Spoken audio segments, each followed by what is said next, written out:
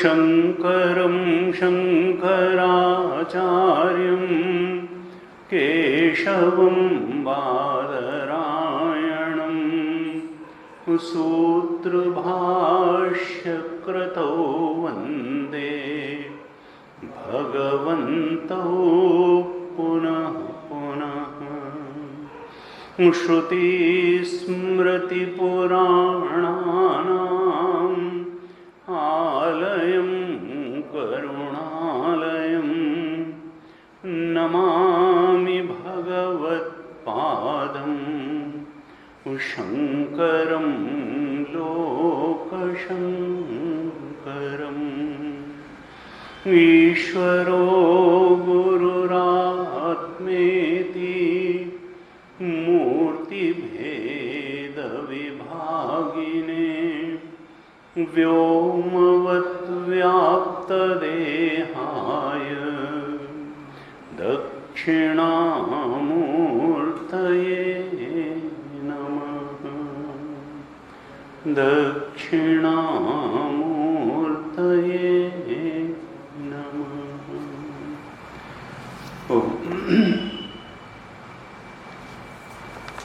हम दूसरे सूत्र पर, ब्रह्म सूत्र के दूसरे सूत्र पर विचार कर रहे हैं। चर्चा के पहले थोड़ा सा इसके दूसरे सूत्र के भाष्य का पाठ कर लेते हैं। आप बताइए।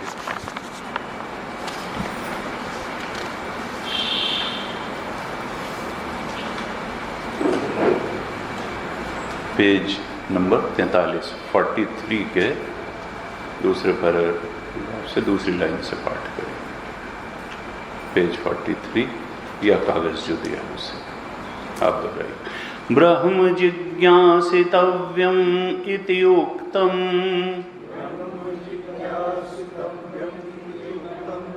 किम लक्षणं पुनः तद्ब्रह्म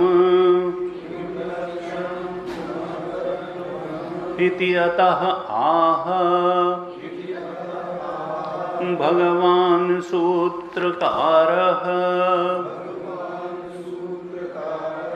जन्मोत्पत्तिः आदिः अस्य इति तद्गुण संविज्ञानो बहुव्रीहिः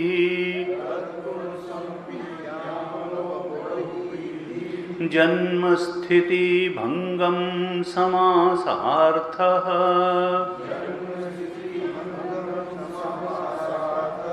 जन्मनः च आदित्वम्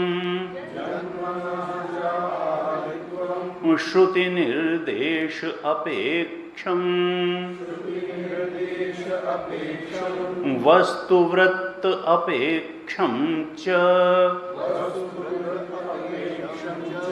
श्रुति निर्देशः तावत् यतो वा इमानि भूतानि जायन्ते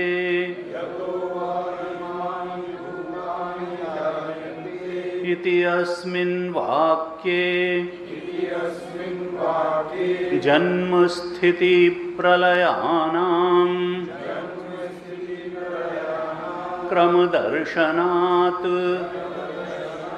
वस्तुवृत्तम् अपि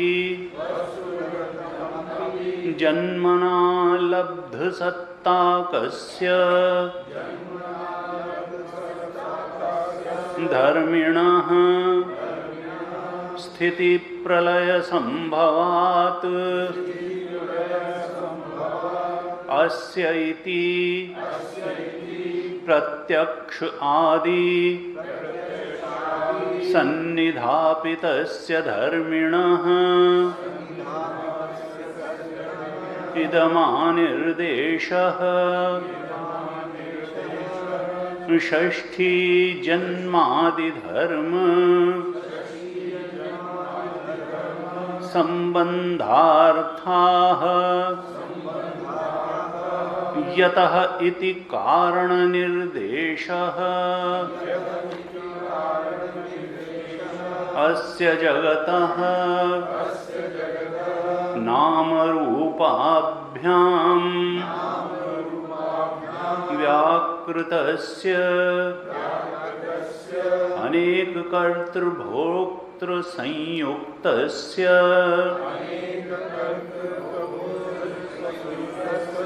प्रतिनियत देशकाल निमित्त क्रियाफलाश्रयस्य मनसा अपि अचिन्त्यरचनारूपस्य जन्मस्थिति भंगं यतः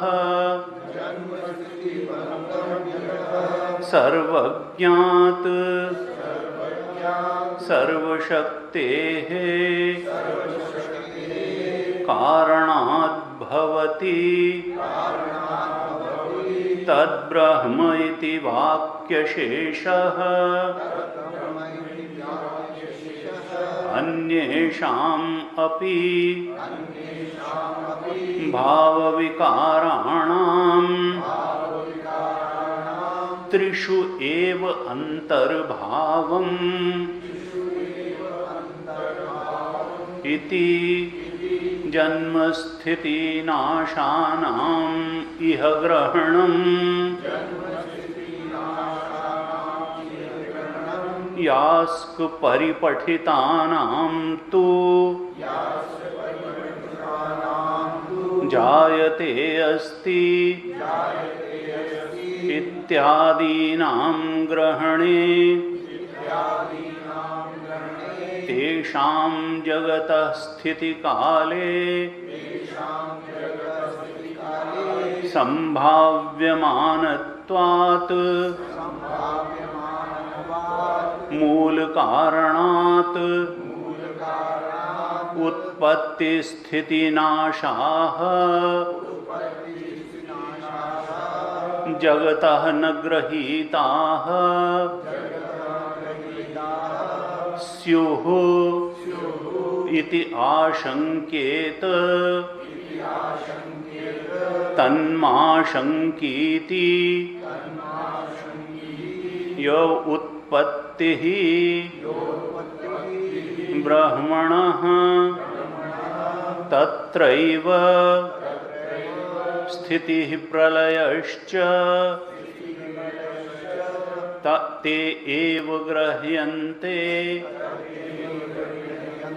न यथोक्त विशेषणस्य जगतः यथोक्त विशेषणम् ईश्वरम् मुक्त्वा अन्यतः प्रधानात् अचेतनात् अणुभ्यः अभावात् संसारिणः वा उत्पत्ति आदि संभवायुतुं शक्यं न च स्वभावतः विशिष्ट देश काल निमित्तानाम् इह उपादानात्।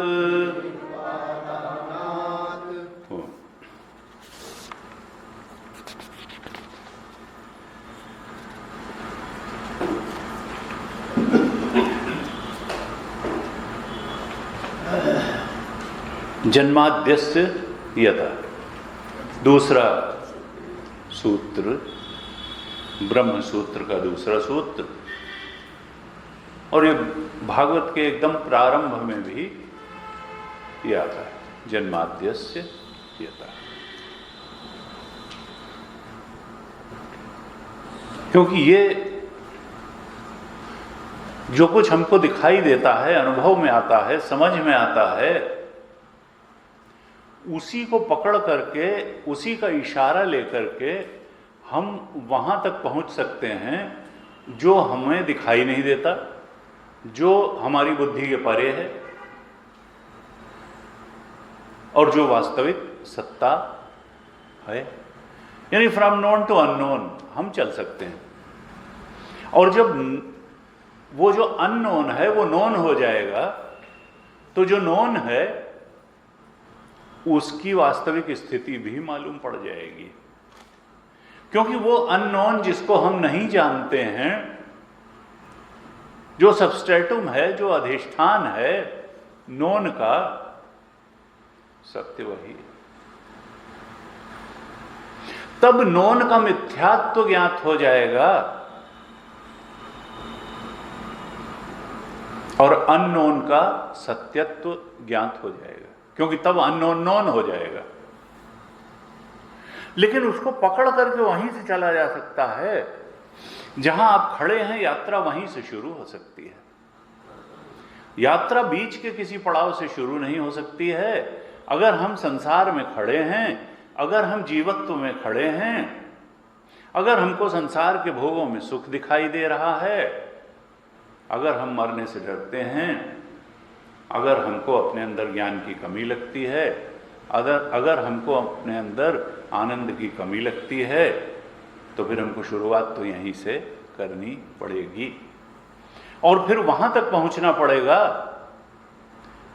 जहां मरने का कोई नामो निशान ही नहीं, जहां अज्ञान की कोई बात ही नहीं है, जो ज्ञान स्वरूप है, और जहां दुख नाम की कोई चीज ही नहीं है, क्योंकि वो तो आनंद स्वरूप है। इस असत जगत से, इस न समझ में आने वाले अज्ञान जन्य और अज्ञानता से भरे हुए जगत से और इस दुखपूर्ण जगत से उस सत्स्वरूप, ज्ञान स्वरूप, आनंद स्वरूप आत्मा जो हमारा अपना स्वरूप है, वहां तक पहुंचना, यही तो ब्रह्म सूत्र का प्रयोजन है, यही तो उद्देश्य है। क्योंकि सारे अनर्थ जिनको जन्म जन्मांतर से ये जीव जिनसे कष्टित प्रताड़ित होता चला आया है, उसका कारण सत्य का बोध न होना ही है। आत्मा के ब्रह्मत्व का बोध न होना है, अपने स्वरूप, सच्चे स्वरूप का ज्ञान न होना ही है। का ये ब्रह्म वही है जिसको सारी दुनिया चाहती है, क्योंकि ये सत्स्वरूप जिसकी ललक रखती है, जो चेतन है उस ज्ञान स्वरूप को ही जानना चाहती है, उस आनंद स्वरूप को ही पाना चाहती है, उसी की ललक है और उस सत्स्वरूप में ही स्थित होना चाहती। कोई मरना नहीं चाहता, कोई अपना नाश नहीं चाहता, सब चाहते हैं कि हम अविनाशी रहें, ज्ञान की कोई कमी ना हो और दुख कभी आए नहीं। तो उसी चरम और परम लक्ष्य को देने वाला है ये ब्रह्म सूत्र। अब इसके लिए जन्माद्यस्य यतः का देखो, ये जो जन्म स्थिति और भंग वाला जगत है, पहले तो जन्मादि 3 पदों में जन्मादि, अस्य और अतः 3 पद से मिलकर के ही तो ये दूसरा सूत्र बना। तो पहला पद आया जन्मादि, और आदि क्यों लगाया? कहा जन्म स्थिति भंगम समासार्थ, एक समास किया जन्मादि से, जिसका अर्थ है जन्म, स्थिति और भंग, तीनों ही। जन्म आदि से तीनों ही लेने हैं कि जिसका जन्म भी होता है, जिसकी स्थिति भी होती है और जिसका प्रलय या नाश या भंग भी होता है। क्रिएशन भी है, सस्टेनेंस भी है और उसके बाद में इसका डिस्ट्रक्शन भी है। जन्म स्थिति भंग समासार्थ जन्मादि। अब जिसका जन्म होता है तो इससे इशारा क्या है सूत्रकार का, कि वो कार्य रूप होता है। अगर घड़े का जन्म हुआ मिट्टी से तो घड़ा क्या है? घड़ा कार्य रूप है। जिसका जन्म होता है वो कार्य रूप होता है, और जिससे जन्म होता है वो कारण रूप होता है। अगर यह जगत के जन्म, स्थिति और भंग हैं तो इस जगत का, ये जगत कार्य रूप होगा। जन्म कहने से सीधी सीधी बात है कि ये जगत कार्य रूप है, और अगर कार्य रूप है तो फिर इसका कारण भी होगा।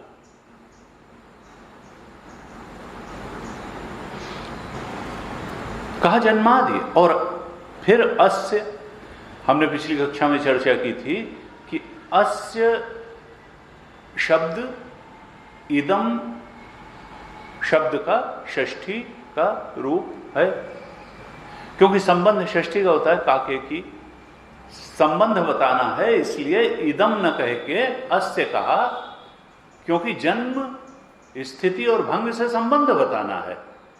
संबंध बताने के लिए अस्य कहा, इदम नहीं कहा, लेकिन उसका अर्थ इदम ही है। इदम का मतलब क्या है? यह है, यह है। यह किसको कहते हैं? जिसका प्रत्यक्ष होता है। यानी हमारी बुद्धि, हमारे प्रमाणों, नेत्र, श्रवण, हमारे जो ज्ञानेंद्रियां हैं, जो प्रमाण हैं, उनके सामने इसको रख दिया गया है। प्रत्यक्ष और प्रत्यक्ष आश्रित जो अनुमान, अर्थापत्ति, उपमान और ये तमाम प्रमाण हैं प्रत्यक्ष, उनके सामने, प्रमाणों के सम्मुख यह जगत जो जन्म, स्थिति और भंग वाला है, इसको प्रस्तुत कर दिया गया है, उसकी सन्निधापित से, उसकी सन्निधि में रख दिया गया। हमारी बुद्धि की सन्निधि में ये सब चीज़ें उपलब्ध हैं, हम उनको अपनी ज्ञानेंद्रियों से सत्यापित कर सकते हैं कि हाँ ये ऐसा है।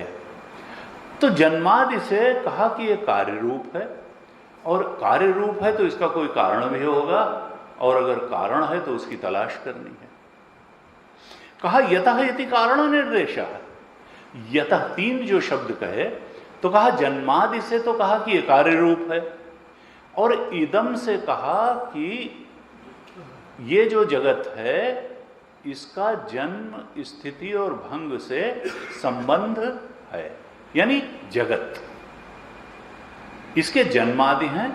अस्य का अर्थ किया था जगत, क्योंकि यह करके दिख रहा है, प्रत्यक्ष है जगत। और यतः क्या है, कहा यतः इति कारण निर्देश, जो ये प्रत्यक्ष अनुभव में आने वाला जन्म स्थिति और भंग वाला जो जगत है इसका जो कारण है तद ब्रह्म। हमने चर्चा की थी कि ये वाक्य शेष है, ये छुपा हुआ है इसमें, इस सूत्र में ये वाक्य शेष है, ये लिखा नहीं है, भगवान सूत्रकार ने ये छिपा हुआ है। पूरा अर्थ कब प्रकट होगा, जब होगा जन्म आदि अस्य यतः तद ब्रह्म। जन्म आदि जिसके हैं अर्थात जगत, उसका जो यतः अर्थात कारण है तद ब्रह्म, वही ब्रह्म है। ये तद ब्रह्म इसमें छिपा हुआ वाक्य शेष है। जन्मादि अस्य यतः तद ब्रह्म, ये कहने से वाक्य पूरा हो जाएगा। तद ब्रह्म जो है वाक्य शेष है, क्योंकि हमें जो पहुंचना है वो तो ब्रह्म तक ही पहुंचना है। तो जगत जो नोन है उससे अननोन ब्रह्म तक पहुंचना, तो पहले ये जान लेना कि जगत कार्य है, तो इसका कारण जो है वो क्या है, तो कहा तद ब्रह्म, इसका कारण ब्रह्म है। तो इस जगत जो इदम रूप से प्रत्यक्ष रूप से हमारे ज्ञानेंद्रियों और बुद्धि के समक्ष प्रस्तुत है, उसको पकड़ करके इसका जो अननोन कारण है ब्रह्म, वहां तक पहुंचा जा सकता है, वहां तक पहुंचना है। तो इदम क्या है, जन्मादि से कहा कि यह कार्य रूप है, और इदम क्या होता है, इदम से क्या कहना चाहते हैं कि जो जो कुछ इदम होता है वो सब दृश्य कोटि में आता है। ये चश्मा इदम है, माइक इदम है, पुस्तक इदम है, टेबल इदम है, तो जो जो इदम है वो दृश्य है। हर कार्य का कोई कारण होता है और हर दृश्य का कोई दृष्टा होता है। इदम कह करके, अस्य कह करके उसको दृश्य रूप बताया, अर्थात इसका कोई दृष्टा होगा। जब ये दृश्य है उस दृष्टा तक पहुंचना है। और जगत अगर कार्य रूप है, इसका जन्म आदि होता है, तो फिर इसके कारण थे मिट्टी तक पहुंचना है। घड़ा अगर है और घड़े का जन्म हुआ है तो मिट्टी तक भी पहुंचना है और कुम्हार तक भी पहुंचना है, और चाक सूत तक भी पहुंचना है, निमित्त कारण तक भी पहुंचना है, उपादान कारण तक भी पहुंचना है, और जो सहायक कारण हैं, करण कारण हैं, उन तक भी पहुंचना है। यह खोज करनी है कि अगर जगत कार्य है तो फिर इसका उपादान कारण क्या है और इसका निमित्त कारण क्या है, और फिर करण कारण भी क्या है। अगर ये दृश्य है तो फिर दृष्टा कौन है, जिससे इस दृश्य का, जिसको ये दृश्य दिखाई दे रहा है, वो दृष्टा कौन है। कारण की खोज करनी है, दृष्टा की खोज करनी है, और जो कारण है, जो दृष्टा है, कहा तत् ब्रह्म, वही ब्रह्म है। एक बार जगत कार्य रूप से सिद्ध हो जाए तब कारण का निर्धारण करना ही पड़ेगा, और एक बार अगर जगत दृश्य रूप सिद्ध हो जाए तो फिर दृष्टा का निर्धारण करना ही पड़ेगा कि कौन है इसका दृष्टा और उसका स्वरूप क्या है, और क्या है इसका कारण और उसका स्वरूप क्या है। कारण का स्वरूप क्या है और दृष्टा का स्वरूप क्या है। और इसका जब हम निर्धारण करने चलते हैं तो फिर हमको जगत लक्षण प्रमाणाभ्याम वस्तु सिद्धि, लक्षण और प्रमाणों से किसी वस्तु की सिद्धि होती है।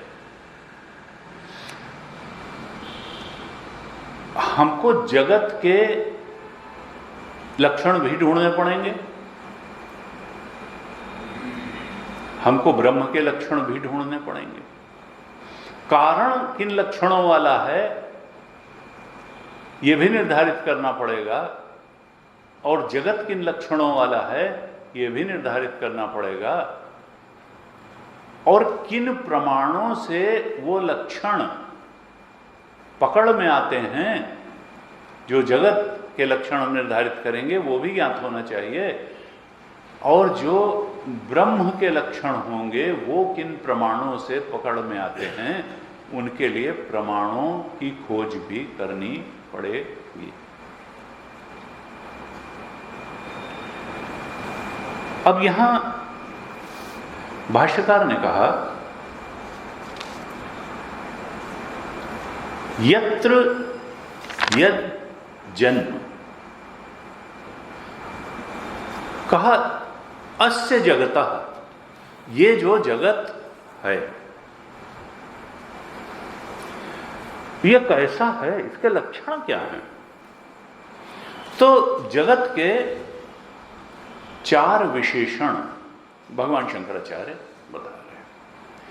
ये 46 पेज पर भाष्य यहीं से शुरू होता है। हमने इसके पहले की चर्चा पिछली कक्षा तक की थी। षष्ठी जन्मादि धर्म संबंधी यतः कारण निर्देश, यहाँ तक हमने चर्चा की थी। यतः कारण निर्देश। इसके बाद में जो भाष्य है उसमें भगवान शंकराचार्य अब जगत के विशेषण बता रहे हैं, किन लक्षणों से जगत को पकड़ा जाएगा।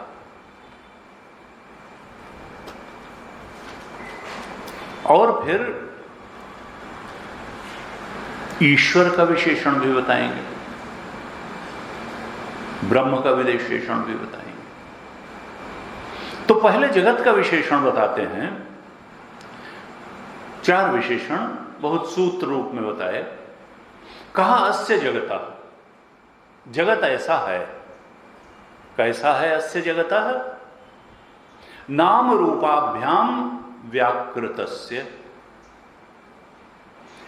इट इज मैनिफेस्टेशन ऑफ नाम एंड रूप।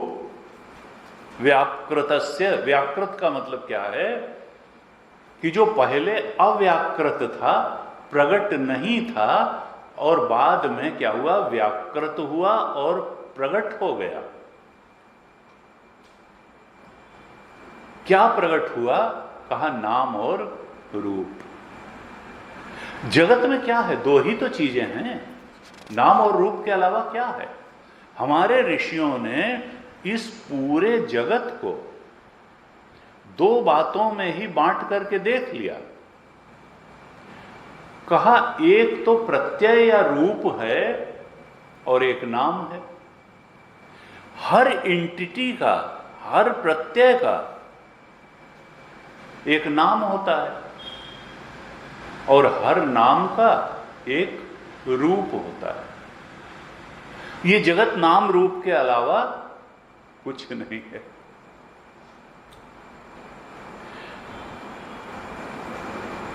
कोई नाम नहीं है जिसका रूप न हो, और कोई रूप नहीं है जिसका नाम न हो।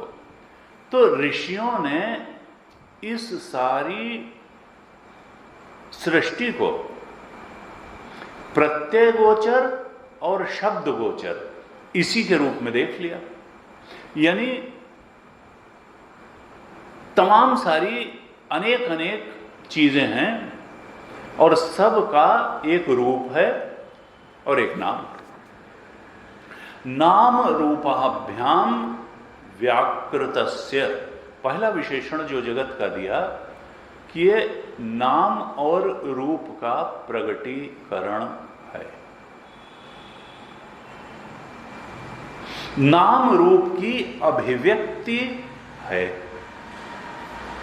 व्याकृति है, व्याकृतस्य, व्याकृत हुआ है नाम रूप, अभिव्यक्त हुआ है। क्या कहना चाहते हैं? It is not a creation, it is just a manifestation.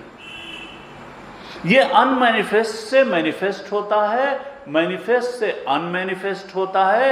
ये कोई क्रिएशन वगैरह नहीं है, आरंभवाद नहीं। देखिए, असल में हमारे यहाँ दार्शनिक सिद्धांतों में सृष्टि के संबंध में कई सिद्धांत हैं। हमने पहले कभी इस पर चर्चा भी की है। एक है आरंभवाद, एक है परिणामवाद और एक है विवर्तवाद। आरंभवाद क्या है कि किसी समय चीजों की उत्पत्ति हुई। अब वो किसने की, ईश्वर ने की, अपने आप की, इसमें भी बाद में विवाद है। यानी किसी समय चीजें नहीं थी और किसी समय इनका आरंभ हुआ, तो इसको कहते हैं आरंभवाद। और एक है परिणामवाद कि नहीं, चीजों में बदलाव केवल होता है। एक चीज होती है, उससे दूसरी चीज परिणमित होकर बन जाती है। जैसे दूध है, उससे परिणमन होकर दही बन गया। ऐसे जो है परिणमन होता है, परिणाम होता है चीजों में। ऐसा नहीं है कि आरंभवाद नहीं है, आरंभ नहीं हुआ है किसी समय। और एक है विवर्तवाद, जो वेदांत का है कि चीज है नहीं मालूम पड़ती है, चीज है नहीं मालूम पड़ती है। कभी मालूम पड़ती है, कभी नहीं मालूम पड़ती है, कभी मैनिफेस्ट होती है, कभी अनमैनिफेस्ट हो जाती है, कभी व्याकृत होती है, कभी अव्याकृत हो जाती है, कभी दिखाई पड़ती है, कभी लीन हो जाती है। यह सृष्टि कभी दिखाई पड़ती है, लगता है जैसे जन्म हो गया, लगता है जैसे स्थिति है, तो फिर लगता है जैसे भंग हो गया, प्रलय हो गया, लीन हो गई। लेकिन भगवान शंकराचार्य जगत का लक्षण पहला क्या करते हैं कि जगत तो तभी होगा जब मालूम पड़ेगा। तो इसका मालूम पड़ना कैसा है? व्याकृतस्य, केवल मैनिफेस्टेशन है, ये क्रिएशन नहीं है, ये आरंभ नहीं है, ये परिणमन भी नहीं है, ये कोई नई चीज क्रिएट नहीं हो गई है, ये बदल करके भी कुछ नहीं हो, परिणाम भी नहीं है, ना आरंभ है, ये मैनिफेस्टेशन है। केवल नाम रूप का पसारा है, नाम रूप का मैनिफेस्टेशन है, तत्व नहीं बना बना है। तत्व क्या है?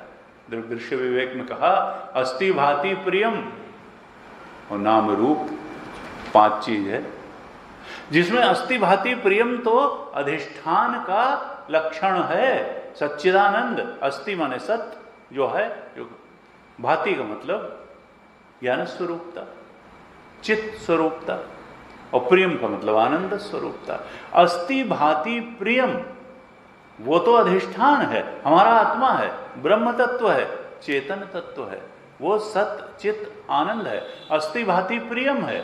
और उसमें नाम रूपे द्वय, ये जो 2 चीजें हैं नाम रूप, इनका सुपरइम्पोजिशन हुआ, आरोपण हुआ, और हम नाम रूप में ही फंस गए, और जो अधिष्ठान सच्चिदानंद था, अस्ति भाति प्रियम था, उधर से ध्यान ही हट गया। अस्ति भाति प्रियम नाम रूप, और अस्ति भाति प्रियम बदलने वाला है नहीं, वो तो तत्व है।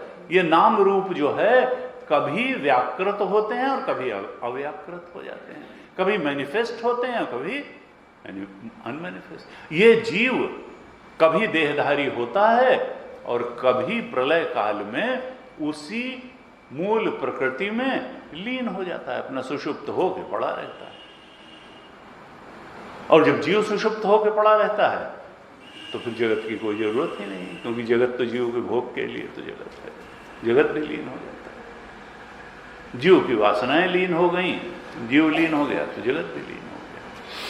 तो कहा कि ये जगत जो है नाम रूप की अभिव्यक्ति है, नाम रूप की अभिव्यक्ति मात्र है।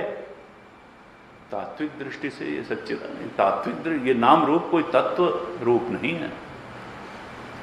यहां पर नाम में अनेकता है, रूप में अनेकता है, तत्व में अनेकता नहीं है। तत्व तो सच्चिदानंद स्वरूप ही है और वो हमारा अपना आपा आत्मा।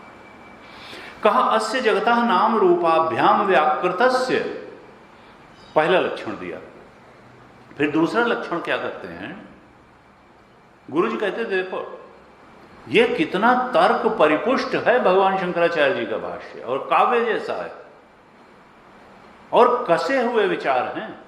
विचार सौष्ठव देखने लायक है और काव्य का माधुर्य भी देखने लायक है। 2 लाइनों में जगत का लक्षण कर दिया, 4 लक्षण बता दिए। पहला लक्षण कर दिया अस्य जगतः नाम रूपाभ्याम व्याकृतस्य। दूसरा लक्षण किया अनेक कर्तृ भोक्तृ संयुक्तस्य।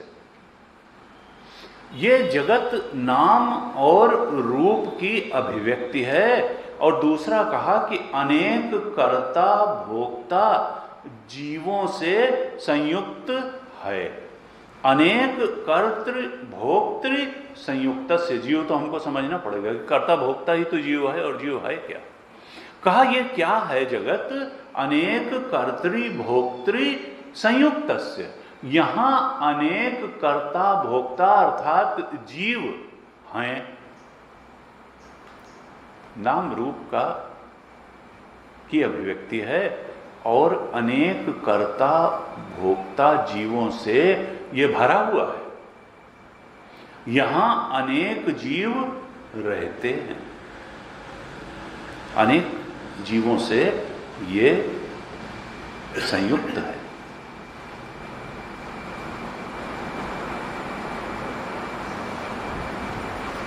कहा प्रतिनियत, तीसरा लक्षण करते हैं, प्रतिनियत देश काल निमित्त क्रिया फलाश्रयस्य। कहा प्रतिनियत, हर जीव के लिए बिल्कुल फिक्स है, नियत है। क्या क्या नियत है हर जीव के लिए? देश भी नियत है, कहां पैदा होगा, कहां रहेगा, कैसा होगा, ये नियत है। देश नियत है और काल भी नियत है। किस काल में कहां रहेगा, कितने काल तक रहेगा, किस शरीर में रहेगा। देश नियत है, काल नियत है, और निमित्त, किस निमित्त से रहेगा, अर्थात प्रारब्ध कैसा लेकर के आया है वही सब कुछ का निर्धारक होगा। हर जीव के लिए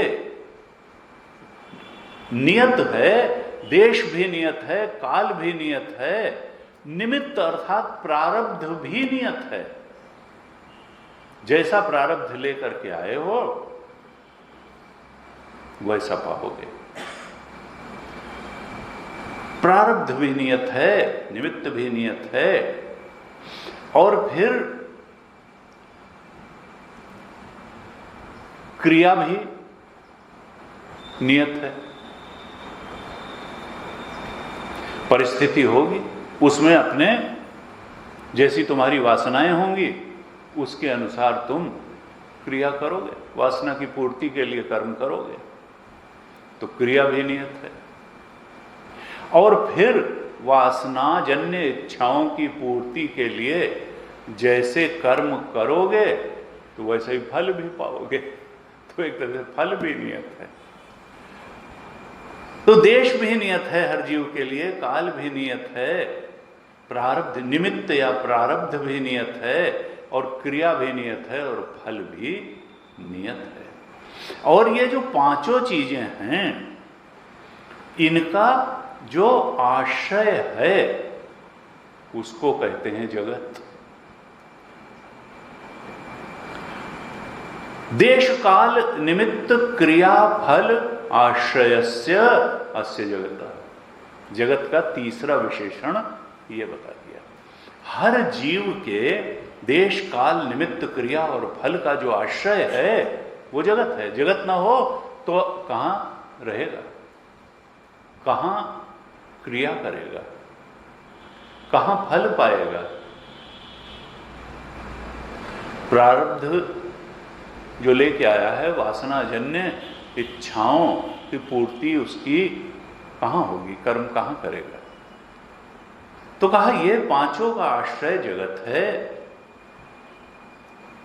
और ये कितना बिरला है। कहा मनसा अपि अचिंत्य रचना रूपस्य, इसकी रचना इतनी विलक्षण है, विचित्र है कि मन से तो सोची भी नहीं जा सकती। मनसा अपि अचिंत्य रचना रूपस्य, ये जगत की रचना इतनी विलक्षण है, विचित्र है कि मनुष्य की बुद्धि इसका कुछ बैठा नहीं सकती है कि ये किस किस ढंग से क्या बना है, सोच भी नहीं सकते। कहा हम वो कहते हैं भाई वो बड़े इंटेलिजेंट आदमी देखा, एक तीर से 2 शिकार कर दिए। गुरु जी कहते थे कि आदमी बहुत चालाक होता है तो एक तीर से 2 शिकार कर सकता, 2 निशाने लगा सकता या 3 लगा सकता है। कहा ईश्वर के एक तीर में 10 लाख निशाने होते हैं। किससे किसको दुख दिया जाना है, कौन सा प्रारब्ध का हिसाब होना है, किससे किसको सुख मिलना है, कहाँ किससे किसकी भेंट होगी, और जो वो करता है वो तुम्हारे लिए हितकर ही होता है। क्योंकि ये दुनिया एक सिखाने के लिए उसका गुसलखाना टाइप का है कि जितना तुम्हारी गंदगी है वो यहाँ पर तुम्हारी धुल जाएगी। इन परिस्थितियों में नहा करके अगर तुम ठीक से नहाओगे तो शुद्ध होकर के निकल आओगे। तो ईश्वर के एक तीर में 10 लाख निशाने हैं। किससे किसको क्या कितना सुख दुख मिलना है ये वो सब जानता है और वैसा ही वो अरेंजमेंट करता है। अनेक कर्तृ भोक्तृ संयुक्त, ये इस जगत में अनेक जीव हैं, अनेक कर्ता भोक्ता हैं और हर जीव के लिए देश काल प्रारब्ध क्रिया और फल का आश्रय प्रदान करता है ये विचित्र रचना वाला, अचिंत्य रचना वाला जगत। तो क्या कहना चाहते हैं भाष्यकार कि जगत का प्रयोजन क्या है? कहा जीव के लिए ही जगत है। जीव के हेतु से ही जगत का प्रयोजन है। जीव को देश देने के लिए, काल देने के लिए, उसके प्रारब्ध के अनुसार कर्म का स्थान देने के लिए, उसका फल भोग देने के लिए ये जगत है। अपरे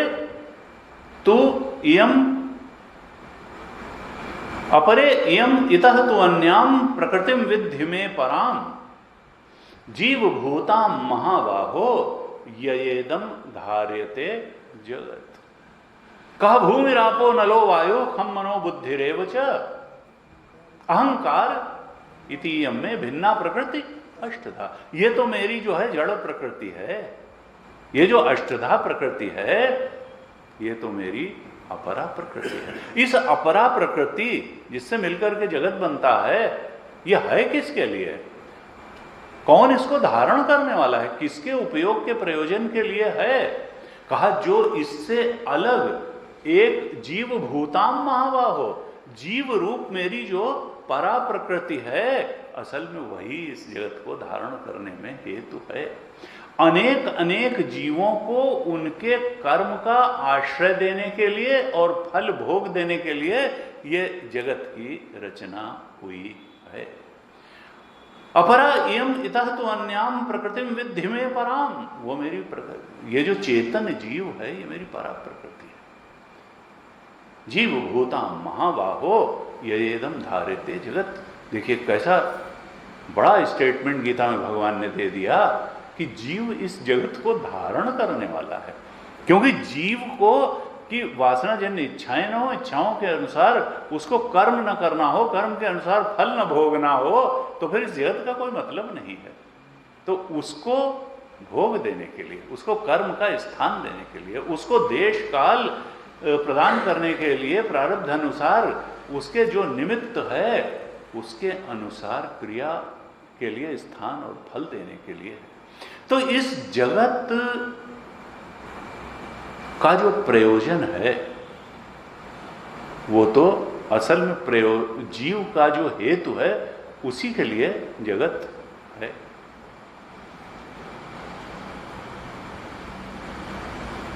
एक एक जीव के कर्मों के अनुसार इस जगत की परिस्थितियां बनती हैं। हर जीव को उसकी परिस्थिति का भोग देने के लिए इस जगत में पर्याप्त व्यवस्था है। तुमको सत्कर्म के अनुसार यह अनुकूल परिस्थिति अगर नियम के अनुसार कर्म प्रधान विश्व रचिराखा के अनुसार मिलनी है तो जगत उसको देने में समर्थ है, सक्षम है, क्योंकि किसी मनुष्य की बुद्धि से नहीं जन्मा है। ये अभी बताएंगे। सर्वज्ञ और सर्वशक्ति ईश्वर द्वारा जन्मा है, इसलिए ये सबको भोग देने में, सबको कर्म का धरातल देने में समर्थ है और सबको अपने कर्म के अनुसार भोग की परिस्थितियां प्रदान करने में भी समर्थ है।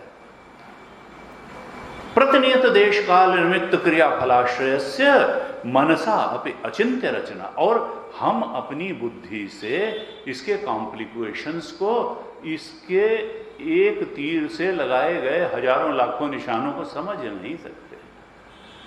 इसीलिए गुरु जी कहते थे जहां हमारी बुद्धि फेल हो जाती है तो हम कहते हैं इट वॉज डेस्टिनी, ये जो है ये संयोग बन गया। संयोग, यहां संयोग कुछ नहीं होता है। ईश्वर का हर काम जो है बहुत सुविचारित होता है, यहाँ संयोग जैसी कोई बात नहीं है। तुम ही हो, तुम भूल जाते हो, वो भूलता नहीं है। वो जानता है तुमने क्या किया और किस तरह से क्या संयोग मिलाना है। कहा कि देखो केनोपनिषद में जब भाष्य लिखा भगवान शंकराचार्य ने, तो वहां पर कहा कि जीव के जो कर्मों का फल होता है वो उसके कर्म से ही निर्धारित होता है, कर्म के अनुसार ही। और रामायण भी यही कहती है, कर्म प्रधान विश्व रचिराखा, जो जिस करे सो तस फल चाहा। और उसमें इतने फैक्टर्स होते हैं, किस देश में आपने कर्म किया, किस काल में आपने कर्म किया। कहा वो पाप ऐसे बढ़ा, ऐसी विपरीत है कि जैसे तीर्थ में किया हुआ पाप बहुत ज्यादा फल देता है, तीर्थ में किया हुआ पुण्य भी बहुत ज्यादा फल देता है। हम लोगों के यहाँ यही है कि देखो उस समय जब करो, गंगा के बीच में खड़े होकर के अगर जब करो तो वो 1000 गुना फल देने वाला होता है ऐसा। क्योंकि कर्म जब तक जीव का है तब तक देश काल का प्रभाव उस पर होगा। जब ज्ञानी हो गया तो वो तो सब कुछ के ऊपर उठ गया, अब उसको जो है तो देश काल का प्रभाव से ऊपर उठ गया। लेकिन जब तक जीव है, साधनारत है या असाधनारत है, पाप कर्म अगर कर रहा है या पुण्य कर्म, दो ही तरह के हो सकते हैं, पाप कर्म हो सकता है या पुण्य। तो पाप कर्म पर भी देश का प्रभाव होता है, काल का प्रभाव होता है, निमित्त का प्रभाव होता है। और वहां उन्होंने निमित्त का अर्थ किया कि उस कर्म को करने के पीछे आपकी भावना क्या है, मोटिव क्या है। हमने पिछली कक्षा में भी चर्चा की थी कि एक सैनिक जो है हत्या करता है और उसको कहा अर्जुन को कि स्वर्ग द्वारम अपावृतम, क्षत्रिय के लिए सबसे अच्छी मृत्यु है युद्ध क्षेत्र में मरना, स्वर्ग का खुला हुआ द्वार है। और एक व्यक्ति द्वेष से भर करके अगर किसी को मारता है या स्वार्थ से भर करके मारता है तो फिर वो तो नरक में जाएगा। तो देश काल और कर्म के पीछे की भावना और क्रिया की मात्रा। गुरु जी कहते हैं कई बार यह होता है कि हम कर्म करते हैं, अच्छा कर्म भी करते हैं, लेकिन जितना करना चाहिए उतना नहीं करते। साधना करते हैं लेकिन मात्रा, कर्म की मात्रा जितनी करनी चाहिए उतनी नहीं करते, इसलिए वांछित फल नहीं आ पाता है। एक लड़के ने पढ़ा लेकिन उतना नहीं पढ़ा जितना पढ़ना चाहिए, तो फिर 50% नंबर ले आया। और एक ने जो है बहुत कर्म की मात्रा बढ़ाई तो वो 90% ले आया। तो कहा कि देखो, देश भी कर्म के फल का नियामक है, काल भी है, कर्म के पीछे की भावना भी है और क्रिया की मात्रा भी है। ये सब केनोपनिषद भाष्य में कहा। और कहा कि देखो, ये जो जगत है ये इन 4 विशेषणों वाला है। ये नाम रूप की अभिव्यक्ति है। यहां अनेक कर्ता भोक्ता जीव हैं। यहां हर जीव के लिए देश काल निमित्त क्रिया और फल को आश्रय देने वाला है ये जगत। और फिर चौथा लक्षण किया कि मनसा अचिंत्य रचना रूप से, हम अपने मन से सोच भी नहीं सकते हैं, ऐसा विलक्षण ये जगत है।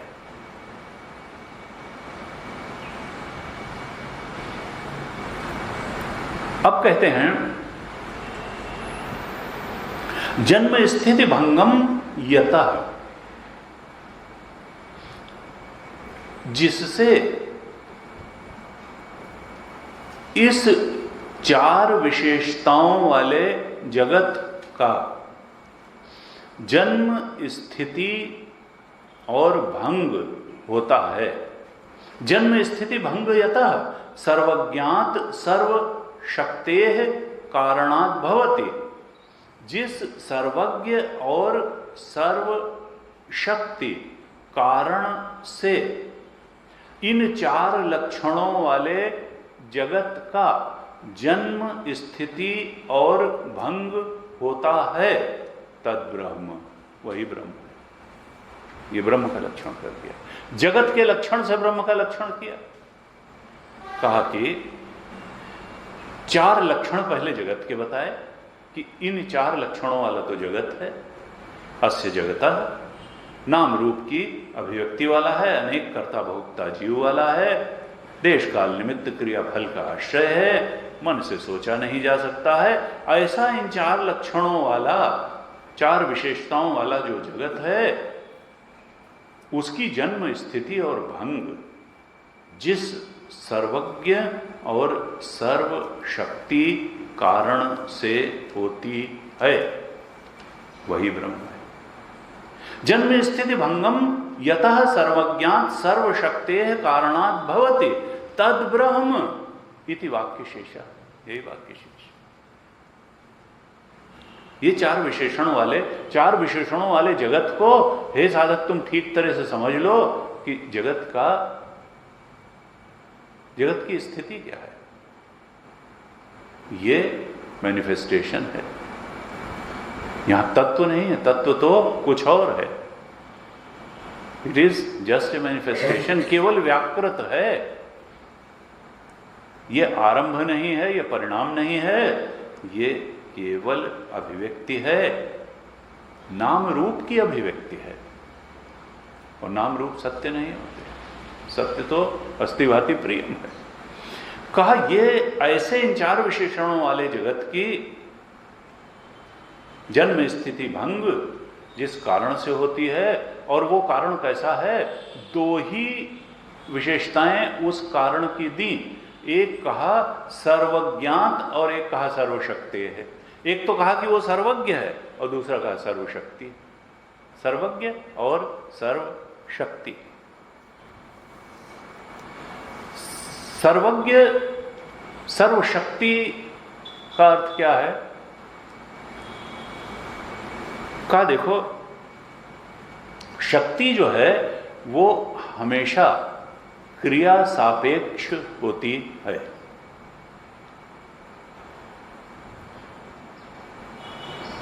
अगर हम कहें कि ये बहुत शक्तिशाली हैं और वही कि ये तिनका जो है हिला नहीं सकते हैं, तो फिर काहे के शक्तिशाली? जो जितना कर सकता है उसको हम उतना शक्तिशाली कहते हैं, और जो सब कुछ कर सकता है वो सर्वशक्ति। कोई चीज उसकी सामर्थ्य के बाहर है ही नहीं। हमारी सामर्थ्य एक समय तक काम करती है और उसके बाद में हम कह देते हैं कि भाई अब ये बात हमारी सामर्थ्य के बाहर है, अब हमारे अंदर ये इतना ही करने की सामर्थ्य थी। तो हम क्या हैं? अल्प शक्ति हैं। जीव अल्प शक्ति है और अल्पज्ञ है। जीव और ईश्वर में यही तो अंतर बताया, तत्वबोध में ही बताया कि जीव जो है अल्पज्ञ और अल्प शक्ति है, और जो ईश्वर है वो सर्वज्ञ और सर्वशक्ति है। उसमें असमर्थता का कोई बोध ही नहीं है। जैसा जीव को अल्प शक्ति होने के कारण कहीं पर जा करके अपनी असमर्थता का बोध होता है, अपने शक्ति की सीमा का बोध होता है, वैसा ईश्वर को नहीं होता। वो सर्वशक्ति है, उसके अंदर असमर्थता का कोई बोध नहीं है, अत्यंता भाव है, क्योंकि वो सर्वशक्ति है, सर्वशक्ति है। और सर्वज्ञ का क्या अर्थ है? सर्वज्ञ का अर्थ है कि जो एक तो हम लोग जो बचपन से सुनते आए, असल में वेदांत में वो सर्वज्ञ और सर्वशक्ति का अर्थ नहीं होता। हम लोग सर्वज्ञ का अर्थ ये सुनते आए कि जो सब कुछ जानता है, और सर्वशक्ति का अर्थ ये सुनते आए कि जो सब कुछ कर सकता है। वेदांत कहता है कि देखो, जानना बुद्धि का धर्म है,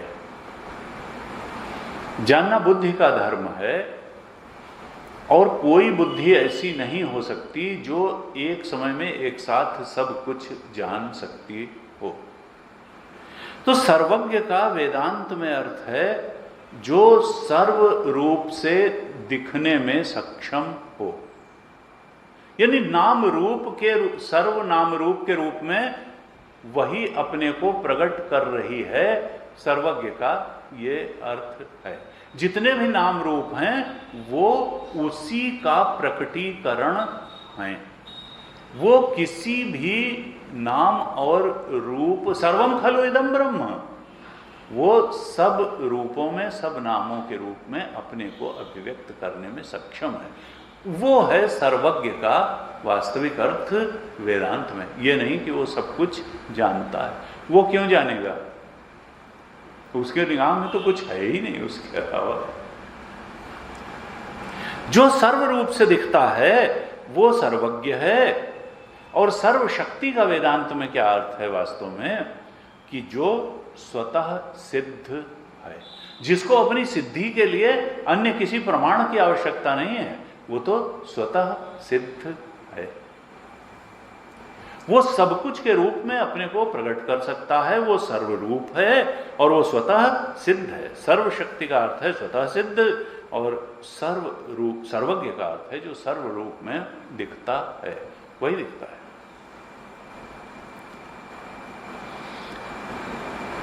कहा कि देखो, ये जो जगत को लक्षण बता करके और जगत कारण ब्रह्म तक पहुंचने की जो बात है, तो मिथ्या वस्तु को भी सत्य का लक्षण बनाया जा सकता है। ये नहीं कि जगत सत्य होगा तभी वो सत्य ब्रह्म को लखा सकता है। हमने पहले भी चर्चा की थी इसको। प्रतीयमान सर्प को रस्सी तक पहुंचने के लिए मिथ्या सर्प को लक्षण बनाया जा सकता है, या जैसे हमने चर्चा की थी शाखा चंद्र न्याय एक आता है कि पेड़ की फुनगी के 1.5 हाथ ऊपर चंद्रमा है, तो एक्चुअल तो नहीं है, लेकिन वो शाखा चंद्र न्याय से हम लक्षण बना करके मिथ्या लक्षण से सत्य वस्तु तक पहुंचा जा सकता है। तो जगत है तो मिथ्या। जगत का लक्षण ठीक तरह से बना करके हम जो उसका अधिष्ठान सत्य ब्रह्म तत्व है उस तक पहुंच सकते हैं। जैसे सर्प के लक्षण से रस्सी तक पहुंच सकते हैं, ऐसे ही जगत से के लक्षण से हम अधिष्ठान ब्रह्म तक पहुंच सकते हैं।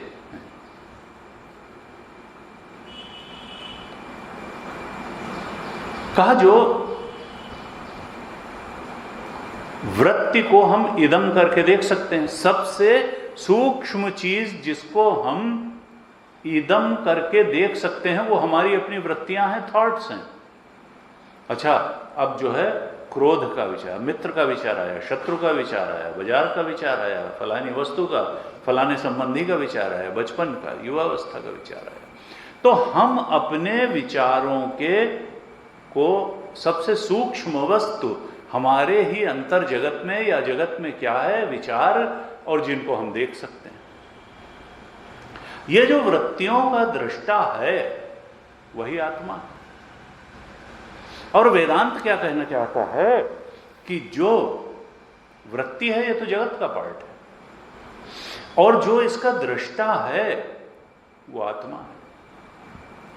और बस वेदांत का प्रमाणत्व किसमें है कि जिसको तुम वृत्ति का दृष्टा जानते हो, अनुभव करते हो, महसूस करते हो, वो जो दृष्टा आत्मा है वही ब्रह्म है। अयम आत्मा ब्रह्म, प्रज्ञानम ब्रह्म, अहम ब्रह्मास्मि। ये वेदांत जो है वो किस रूप में प्रमाण है? आत्मा के, क्योंकि आत्मा तो स्पष्ट ही है। वृत्ति का जो दृष्टा है वो तो हमें अंदर से ही ज्ञात है, उसके लिए किसी प्रमाण की आवश्यकता नहीं है, शास्त्र के प्रमाण की, वो तो हम अंदर से ही जानते हैं। शास्त्र का प्रमाण कहाँ पे आवश्यकता होती है? जब हमको ये बताया जाता है कि हम आत्मा ब्रह्म। ये जो दृष्टा है वृत्तियों का, ये खाली वृत्तियों का दृष्टा नहीं है, चेतन नहीं है टिमटिमाता हुआ, ये तो ब्रह्म है। ये तो सारे जगत का अधिष्ठान है, ये तो सारे जीवों का अधिष्ठान है, ये एकमात्र सत्य है। ये जो महावाक्य है, ये महावाक्य ही आत्मा के ब्रह्मत्व का बोध कराने वाला है, और ये महावाक्य ही प्रमाण है। वेदांत में महावाक्य ही प्रमाण है। तत्त्वमसि, तत्त्वम वह तुम हो। और अखंडानंद जी महाराज कहते थे ये महावाक्य आत्मा के जो ब्रह्मत्व का बोधक है, शब्द वेदांत के, वही महावाक्य कहे जाते हैं। और वो चाहे जिस भाषा में हो, अंग्रेजी में हो, हिंदी में हो, संस्कृत में हो, इससे कोई फर्क नहीं पड़ता। लेकिन वो बोधक वाक्य क्या कह रहे हैं, उनके अर्थ के बोध में प्रतिष्ठित होना है। का जो कारण है, ऐसे इस जगत का जो कारण है, तो वो उपादान कारण है कि निमित्त कारण है, आरंभवाद है कि परिणामवाद है कि विवर्तवाद है, किस तरह का कारण है? एक सूत्र आगे ब्रह्मसूत्र में ही आता है, प्रकृतिश्च प्रतिज्ञा दृष्टांत अनुपरोधात्, प्रकृतिश्च प्रतिज्ञा दृष्टांत अनुपरोधात्। ये जो प्रकृति है एक वेदांत की प्रतिज्ञा है कि एक के ज्ञान से सबका ज्ञान हो जाता है। आप जानते हैं छांदोग्य उपनिषद में भी आया, जिसमें बाद में तत्वमसि का उपदेश किया श्वेत केतु को, कि क्या तुमने उस तत्व को जाना? गुरुकुल से जब आया प्रणाम नहीं किया, खड़ा रहा पिता को, तो उन्होंने कहा कि जो सत्य का ज्ञान नहीं होता वो अहंकार से भर देता है व्यक्ति को, तो ये अहंकार इसका बड़ा है और ज्ञान नम्रता इसमें आई नहीं, जबकि विद्या ददाति विनय, विद्या से तो विनय बढ़ा। इसका मतलब जो असली विद्या थी इसको प्राप्त नहीं हुई, क्योंकि विनय की जगह इसमें तो अहंकार दे। तब उन्होंने कहा कि क्या तुमने ऐसी वह ज्ञान प्राप्त किया जिसको जानने से सब कुछ जाना हुआ हो जाता है? उसने कहा ऐसी कोई चीज़ नहीं हो सकती, और होती हुई है तो हमारे गुरु ने हमको बताई नहीं। और वैसे मैं नहीं समझता हूँ कि ऐसी कोई चीज़ हो सकती है कि जिसको जानने से सब कुछ जाना हुआ हो जाए। और उसने कहा कि लोक में कहीं ऐसा नहीं सुना गया है कि घट के ज्ञान से पट का ज्ञान होता हो, घड़े के ज्ञान से कपड़े का ज्ञान थोड़ा हो जाएगा, कपड़े के ज्ञान से घड़े का ज्ञान नहीं होगा। तब उन्होंने कहा नहीं, ऐसी एक चीज़ है। यस्मिन् भगवो विज्ञाते सर्वमिदं विज्ञातम भवति थी। मुंडक उपनिषद के शिष्य का तो यही प्रश्न ही है कि मैं उस चीज़ को जानना चाहता हूँ जिसको जानने से सब कुछ जाना हुआ हो जाता है। और बाद में वो कहते हैं कि भाई इसमें एक ऐसा चीज़ है, क्योंकि जो अधिष्ठान है सच्चिदानंद स्वरूप है, जो अस्थि भाति प्रियम है, उसको जानने से ये नाम रूप तो का तत्व तो वही है। तत्व जानने से सारे नाम रूपों की असलियत जान ली जाती है, असली चीज़ जो है। तो कहा जो उपादान, जैसे अब उसमें बताते हैं कि मृत्तिका इति एव सत्यम, वाचारंभणम विकारो नाम ध्येयम मृत्तिका इति एव सत्यम। ये जो घड़ा है, सुराही है, कुल्हड़ है, सकोरा है, ये तो सब नाम रूप का आरोपण है। सत्य तो वहाँ मृत्तिका मिट्टी ही है। उस मिट्टी को जान लेने से मिट्टी से बने हुए जितने उपकरण हैं, जितने पात्र हैं, सबकी असलियत जान ली जाती है। ऐसे ही इस जगत में जो अनेकता है, उस अनेकता के अधिष्ठान के रूप में जो सच्चिदानंद परमात्मा की एकता है, तत्व की एकता है, उसको जानने से फिर सारे नाम रूपों का, सारे जगत का भेद जान लिया जाता है। क्योंकि उपादान कारण वही है। उपादान कारण को, जैसे सोने को जान लेने से सोने के बने सारे आभूषणों को जान लिया जाता है, उनके तत्व को जान लिया जाता है। लोहे को जान लेने से लोहे से बने सारे औजारों को जान लिया जाता है। मिट्टी को जान लेने से मिट्टी से बने सारे पात्रों को जान लिया जाता है। ऐसे ही उस सच्चिदानंद स्वरूप अधिष्ठान तत्व को जान लेने से इस जगत की सारे नाम रूपों की असलियत जान ली जाती है। प्रकृतिश्च प्रतिज्ञा दृष्टांत अनुपरोधात। ये जो प्रकृति है, अर्थात जो हमको ये किस मसाले से बनी हुई है, कहा नाम रूप ही अलग अलग है, मसाला एक है, वो तत्व वही है। और प्रतिज्ञा जो है वो भी पूरी होती है, क्योंकि एक के जानने से सबको जानने की प्रतिज्ञा वेदांत की है। ये भी तभी पूरी होगी जब सब कुछ का तत्व सच्चिदानंद स्वरूप परमात्मा ही होगा। और जो दृष्टांत दिए गए हैं वेदांत में कि मृत्तिका इति एव सत्यम वाचारंभणम, जो भी आभूषण के दृष्टांत हैं, मिट्टी के पात्रों के, वो दृष्टांत भी तभी सफल होंगे जब एक तत्व की बात निकल करके आएगी, अद्वैत तत्व की बात निकल करके आएगी। इसलिए द्वैत सत्य नहीं है, द्वैत ही सत्य है। तो यहां पर कहा जन्म स्थिति भंगम यतः सर्वज्ञात सर्वशक्ते कारणात् भवति तद ब्रह्म इति वाक्य शेष। ऐसे इन चार विशेषण वाले जगत की, जिससे जन्म होता है, स्थिति होती है, भंग होती है, जिस सर्वज्ञ और सर्वशक्ति कारण से इस जगत की जन्म स्थिति भंग होता है, वही ब्रह्म है। तद ब्रह्म इति वाक्य, वही ब्रह्म है। इस सूत्र का यही वाक्य शेष है। क्या कहना चाहते हैं कि सूत्र में तद ब्रह्म नहीं कहा है, केवल जन्माद्य से यतः कह करके छोड़ दिया है। पूरा अर्थ कब निकलेगा? जब हम समझेंगे जन्माद्य से यतः तद ब्रह्म। ऐसे ये कहा कि देखो, ये जो सर्वज्ञ और सर्वशक्ति कहा तद ब्रह्म, ब्रह्म को, तो कहा कि ये असल में जो मैनिफेस्ट होता है जगत के रूप में, ये ब्रह्म नहीं मैनिफेस्ट होता है, ये ब्रह्म की माया मैनिफेस्ट होती है। अगर ब्रह्म सर्वज्ञ बनता है तो मायोपाधिक होकर ही बनता है, ब्रह्म कोई सर्वज्ञ अरोग्य नहीं। अगर सर्वशक्ति होता है तो मायोपाधिक होकर ही होता है, यानी माया की उपाधि धारण करके ही वो ये सब करामात करता है, यानी माया ये सब करामात करती है, ब्रह्म नहीं करता है।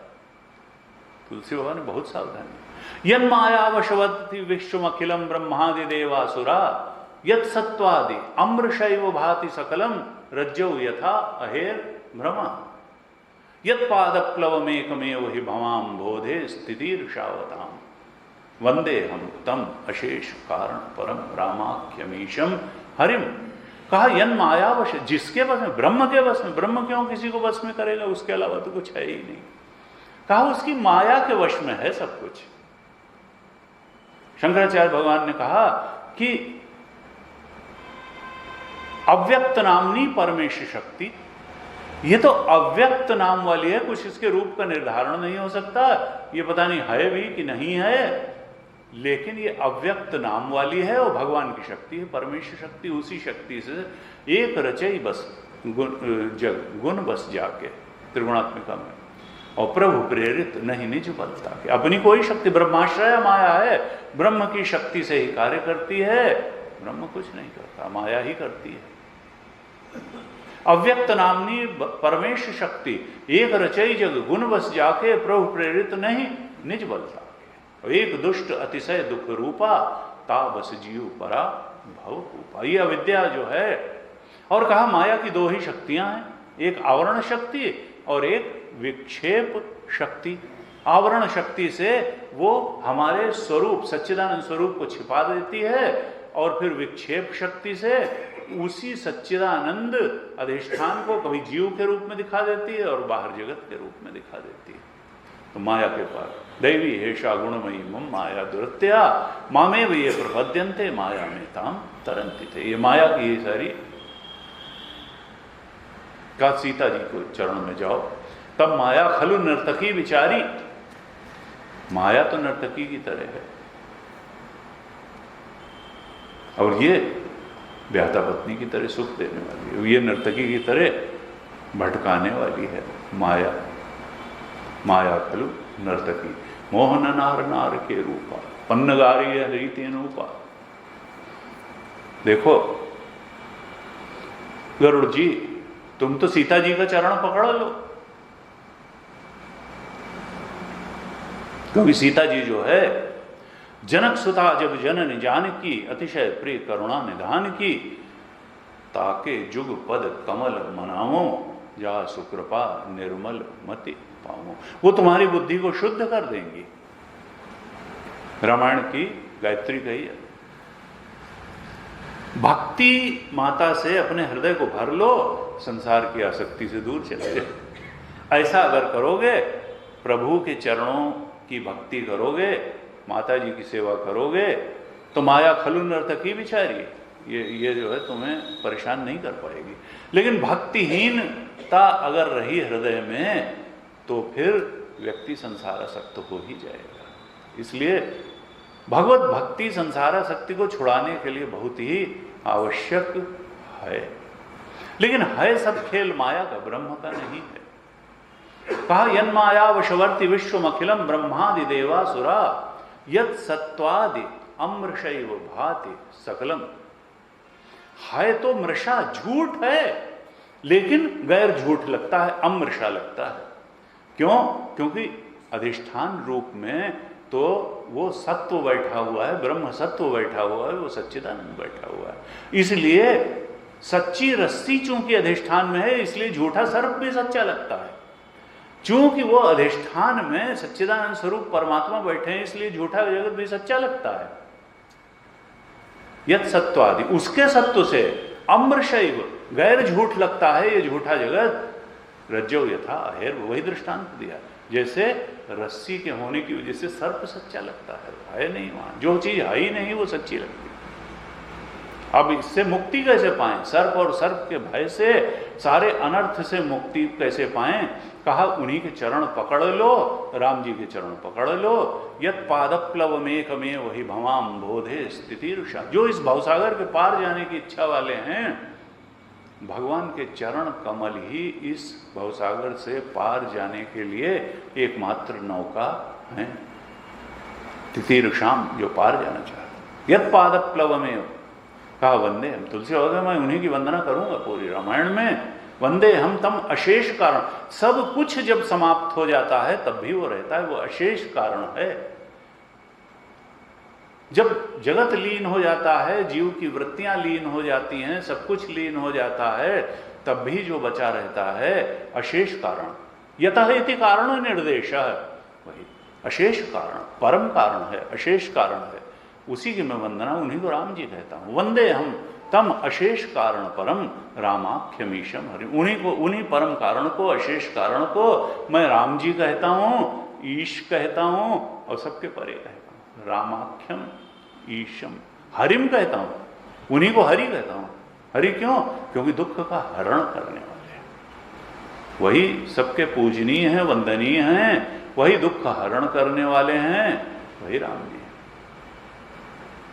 वही ईश, वही ईशन करने वाले हैं, कर्म के अनुसार फल देने वाले वही हैं, जगत नियंता वही है। कहा ये जो सर्वज्ञ और सर्वशक्ति कहने का अभिप्राय क्या है? कहा यहां अभिप्राय जो है वो उसकी ताकत बताना या उसका ज्ञान बताना नहीं है, बल्कि उसको सच्चिदानंद स्वरूप अद्वितीय ब्रह्म बताना ही इस सर्वशक्ति और सर्वज्ञ कहने का तात्पर्य है। कि वो जो सर्वज्ञ और सर्वशक्ति है वो अद्वितीय ब्रह्म है, वो सच्चिदानंद है। वही इस जगत का उपादान कारण भी है, वही इस जगत का निमित्त कारण भी है। और कैसा उपादान और निमित्त कारण है? विवर्ती, यानी this world is just an appearance. विवर्त है, विवर्त का मतलब क्या है? अपीयरेंस, जिसका कोई रियल एग्जिस्टेंस ना हो, जो अपीयरेंस हो, अपीयरेंस है। अभिन्न निमित्तोपादान विवर्ती कारण है। जगत से अभिन्न है, सर्वम खलु, एक एक कण में है, एक एक क्षण में है, अभिन्न है जगत से। क्योंकि वो ना हो, प्रतिमान सर्प का कौन सा ऐसा पार्ट है जहां रस्सी नहीं है? जहां रस्सी नहीं होगी वहां सर्प भी नहीं होगा। जगत का कोई ऐसा काल नहीं है, कोई ऐसा देश नहीं है, कोई ऐसा वस्तु नहीं है जहां वो न हो। वो तो अभिन्न निमित्तोपादान विवर्ती कारण है। भाष्य में कहते हैं आगे, अन्येषाम अपि भाव विकाराणाम त्रिषु एव अंतर्भावम इति जन्म स्थिति नाशानाम इह ग्रहणम। भाष्यकार कहते हैं कि ये तीन विकार हमने बताए, जन्मादि से तीन विकार बताए। सूत्र में तो केवल जन्म है, और आदि से भाष्यकार ने पहले बताया जन्म स्थिति भंग, जन्म स्थिति और नाश तीनों ले लिए। कि जिसकी उत्पत्ति होती है घड़े की, उसकी कुछ देर स्थिति भी होती है, फिर वो फूट भी जाता है। इसी तरह से जगत का है, जन्म भी है, उत्पत्ति स्थिति भी है और नाश भी है। ये जो तीन त्रिषु एव, इसी के अंतर्गत जो 6 भाव विकार हैं उनको ले लेना चाहिए। 6 कौन से थे? अस्ति जायते वर्धते विपरिणमते अपक्षीयते विनश्यति। ये 6 भाव विकार हर जीव में आते हैं। माता के गर्भ में आता है, उत्पन्न होता है, कुछ देर तक बढ़ता है, फिर विपरीत परिणाम को प्राप्त होता है, फिर अपक्षीयते क्षण होता है, फिर नाश हो जाता है। कहा इन 3 में ही 6 का अंतर्भाव कर लेना चाहिए। अन्येषाम अपि भाव विकाराणाम त्रिषु एव अंतर्भावम इति जन्म स्थिति नाशानाम इह ग्रहणम। इन्हीं तीनों विकारों में जो 6 भाव विकार हैं उनका अंतर्भाव समझ लेना चाहिए। फिर क्या कहते हैं, यास्क परिपठिता नाम तु जायते अस्ति इत्यादि नाम ग्रहणे तेषाम जगतः स्थिति काले संभाव्यमानत्वात् मूल कारणात् उत्पत्ति स्थिति नाशाः जगतः न गृहीताः स्युः इति आशंकेत तन मा शंकीति या उत्पत्ति ब्रह्मण तत्रैव स्थिति प्रलयश्च ते एव गृह्यन्ते।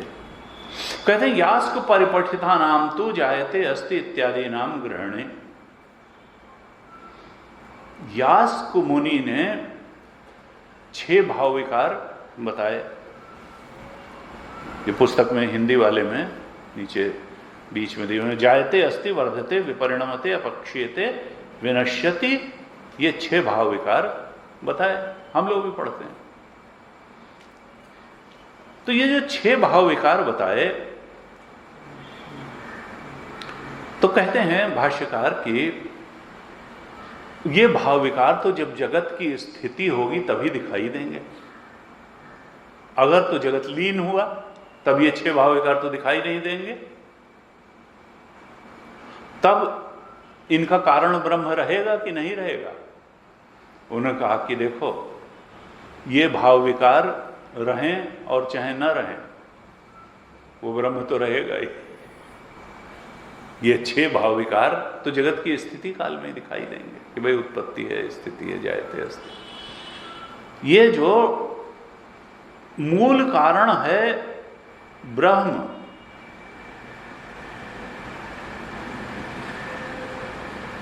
मूल कारण ब्रह्म से जगत की उत्पत्ति, स्थिति और नाश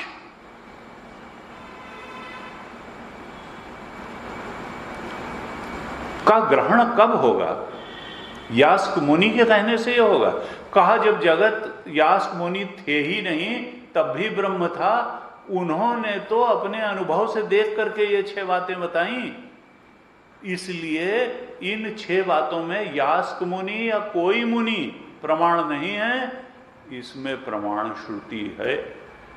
हम क्यों ब्रह्म को जगत की उत्पत्ति, स्थिति और नाश का कारण बता रहे हैं? इसलिए नहीं कि यास्क मुनि ने वो 6 भाव विकार बता दिए थे, इसलिए कि श्रुति ने अपने मुख से कहा ब्रह्मणा तत्रैव स्थिति प्रलयश्च ते एव गृह्णन्ते।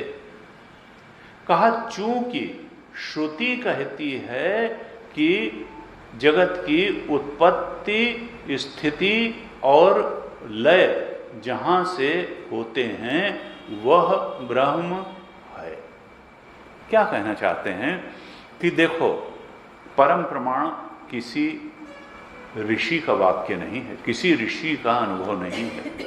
ऋषि का अनुभव भी तब सत्य होता है जब वो श्रुति से के अनुकूल हो।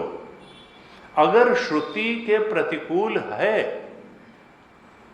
एक बार भगवान शंकराचार्य जी से किसी ने प्रश्न किया कि अगर व्यास जी का कोई सूत्र श्रुति के प्रतिकूल अर्थ करता है तो हम श्रुति को माने कि व्यास जी के सूत्र को माने? उन्होंने कहा व्यास जी हो चाहे जितने जौन जी हो, उनका सूत्र नहीं, श्रुति परम प्रमाण है। श्रुति के पक्ष में अगर सूत्र है तो फिर सूत्र मान्य है, और श्रुति के विरुद्ध है तो मान्य नहीं है। वो चाहे जितने बड़े आदमी द्वारा बात कही गई हो, क्योंकि परम प्रमाण श्रुति है।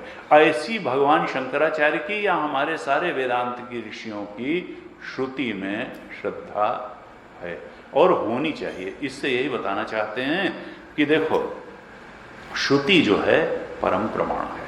यास्क मुनि परम प्रमाण नहीं है, इवन ब्रह्मसूत्र के सूत्र परम प्रमाण नहीं है, परम प्रमाण तो श्रुति है। हम देखते हैं प्रस्थानत्रयी में जो प्रथम प्रस्थान है, इसीलिए श्रुति प्रस्थान है, दूसरा प्रस्थान स्मृति प्रस्थान है, और तीसरा प्रस्थान सूत्र प्रस्थान है।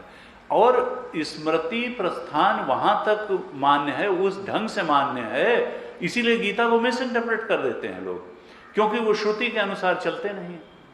श्रुति परम प्रमाण है, वो अगर कह रही है ऋते ज्ञानात् न मुक्ति, तो फिर आप नहीं कह सकते हैं कि नहीं हम तो सत्कर्म करके मुक्त हो जाएंगे, या तो हम तो उपासना करके मुक्त हो जाएंगे। न, वो श्रुति विरुद्ध हो जाएगा। श्रुति को हम अलग नहीं रख सकते हैं अन्य किसी भी ग्रंथ या उपदेश की सत्यता और सार्थकता को मानने प्रमाणित करने के लिए श्रुति परम प्रमाण है। श्रुति के अनुकूल अंश में जो कुछ कहा जा रहा है वो स्वीकार्य है, और श्रुति के प्रतिकूल अंश में जो कुछ है वो स्वीकार्य नहीं है। ये बात बताना चाह रहे हैं यहाँ यास्क परिपठिता नाम तो जायते अस्ति से, कि ये संभावना बन सकती है कि कैसे ब्रह्म का ग्रहण होगा जब स्थिति ही नहीं रहेगी। कहा इसलिए ग्रहण होगा क्योंकि श्रुति ने बताया है कि उस ब्रह्म से यतो वा इमानि भूतानि जायन्ते ये न जातानि जीवन्ति यत् प्रयन्ति अभिसंविशन्ति इति तैत्तरीय उपनिषद की श्रुति चूंकि बता रही है और कह रही है कि आनंदो ब्रह्मेण विजानात्, उस तद विजिज्ञासस्व तद ब्रह्म जिससे इस जगत की उत्पत्ति स्थिति और लय होती है, उस ब्रह्म को जानो। और अंत में जाकर के कहती है कि वो आनंद ही है, आनंदो ब्रह्म विजानात्, आनंद को ही ब्रह्म जानो। हमने पिछली कक्षा में चर्चा की थी, कल फिर और चर्चा करते हैं। ओम पूर्णमदः पूर्णमिदं पूर्णात् पूर्णमुदच्यते पूर्णस्य पूर्णमादाय पूर्णमेवावशिष्यते। ओम शांति शांति शांति। हरि ओम श्री गुरुभ्यो नमः। हरि ओम।